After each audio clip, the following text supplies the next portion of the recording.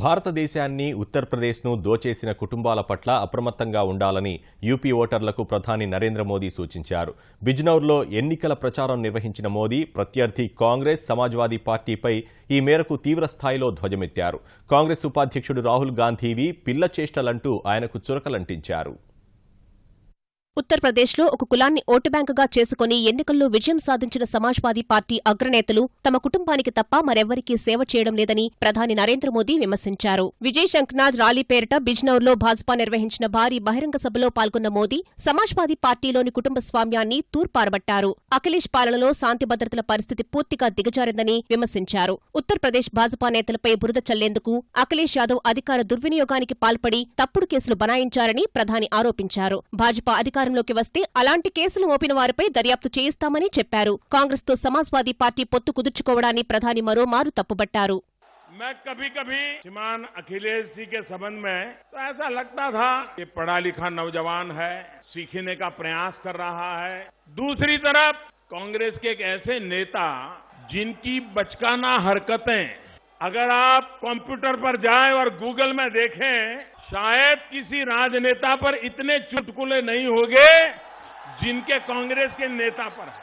उनका बोलचाल का ढंग, ये सब, और वो ऐसी ऐसी हरकतें करते थे कि कांग्रेस के भी वरिष्ठ नेता उनसे 10 फुट दूर रहना पसंद करते थे। जिस नेता से कांग्रेस के बड़े बड़े लोग भी किनारा करते थे, अखिलेश जी आपने उसको गले लगा लिया। और तब जाकर के मुझे अखिलेश जी की समझदारी पर शक होने लगा है। कोई बड़ी सी बड़ी गलती कर सकता है, लेकिन ऐसी गलती नहीं कर सकता है। ఉత్తరప్రదేశ్ అభివృద్ధి చెందాలంటే సమాజ్వాదీ పార్టీ కాంగ్రెస్ కూటమిని పారదోలాల్సిన అవసరం ఎంతో ఉందని ప్రధాని ఉద్ఘాటించారు.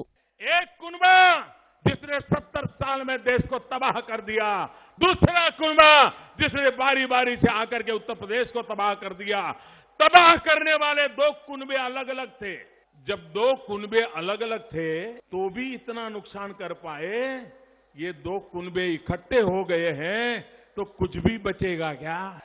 और इसलिए भाइयों बहनों, उत्तर प्रदेश को बचाना है तो सबसे पहले इस 2 कुनबे जो मिलकर के आए हैं, उन कुनबे से निकालने की जरूरत है, उन कुनबे से बचाने की जरूरत है, तब जाकर के उत्तर प्रदेश बचेगा भाई। భాజపా అధికారంలోకి వస్తే చిన్న రైతులకు రుణమాఫీ చేస్తామని ప్రకటించిన మోదీ ఉత్తరప్రదేశ్ అభివృద్ధికి భాజపా నిర్దేశించుకున్న ప్రణాళికల్ని వివరించారు. రైతుల సంక్షేమం కోసం చౌదరి చరణ్ సింగ్ పేరిట ప్రతి జిల్లాకు ప్రత్యేక నిధి ఏర్పాటు చేస్తామన్న ప్రధాని యూపీలో కీలకమైన జాట్ ఓటర్లను ఆకట్టుకునే ప్రయత్నం చేశారు.